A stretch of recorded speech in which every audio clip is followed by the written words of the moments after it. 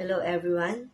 I'm Anne Michelle L. Santos from the Philippines, a graduate of Bachelor of Secondary Education, major in Mathematics, with 36 units of Master of Arts of Education, major in Mathematics.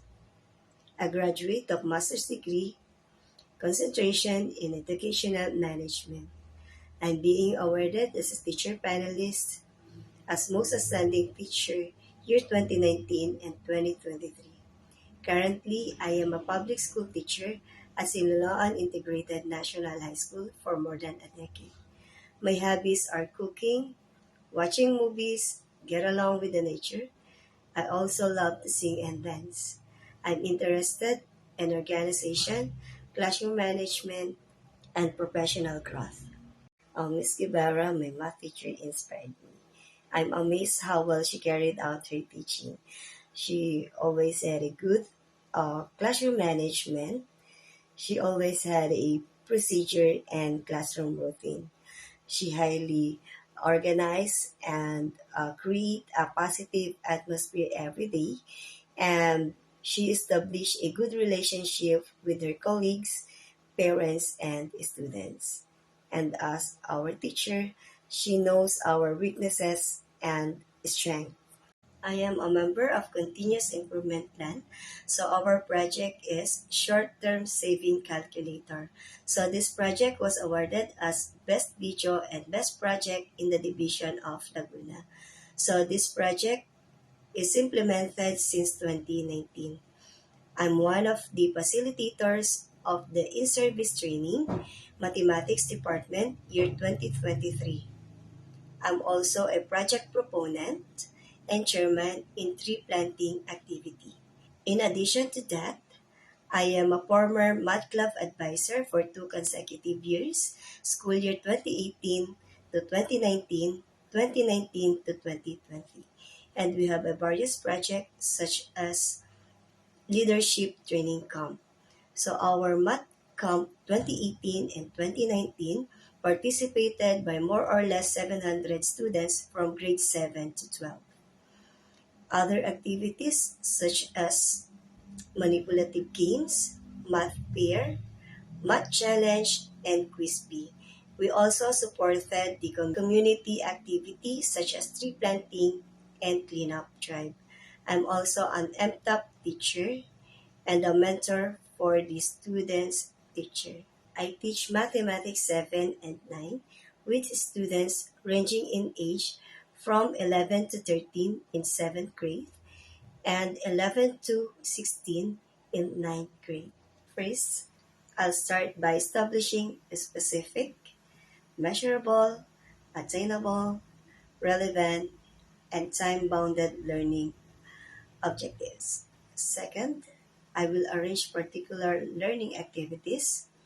Third, I will evaluate my students' understanding. Fourth, I will structure the lesson in a way both engaging and important. Fifth, I will prepare for the evaluation and assignment. After that, I'll get ready the resources like PowerPoint, visual aids, video clips, and other learning activities or materials. One of the best strategy is think per share. So this is a collaborative learning. It varies in size and it allows my students to work together. I pose a questions and the students will think first or analyze the topic or answer to the questions and then exchange their ideas with their peers. So this activity encourages my students to think critically and to participate actively. Another tactic is cooperative learning. This is very effective in problem solving. The students work together with their group to complete the task and apply the mathematical concept they have learned. After completing the task, they will report or show their output to the class. Additionally, this activity provides training to the students to work cooperatively and have the social interaction, of course, to be creative. When they're doing the motivation, it's a little bit noisy. because they're enjoying the game. So their favorite game is to arrange the jumbled letter or the unfamiliar words which is related to the new lesson. So this activity is per group. They will choose one member to write the word and the rest of the members will help to construct the unfamiliar word. Then, after constructing, they will write it on their board and then raise it. The fastest group with correct answer or correct word and spelling will get the score. I am using a written and performance task, quizzes, diagnostic test, summative test, formative questions, rubrics, monitoring tool, activity sheets, and anecdotal. I utilize PowerPoint presentation as a smartboard in this way. First, I will display my SMART learning objectives, specific, measurable, attainable, relevant, and time-bounded. Second, I will display my class rule. Third is I will present my preliminary activities. It includes my drill or review of the lesson, energizer or motivation. Next, followed by presentation of the lesson. So in this way, I posted a questions that lead to the lesson. Next is discussing the lesson. So in this way, I employ the differentiated instruction. So next is developing the mastery of the lesson. So in this part, I post a video clips and then followed by the guide questions. Next is the generalization or abstraction of the lesson. So in this part, so we're finding the real life examples or practical applications of the lesson.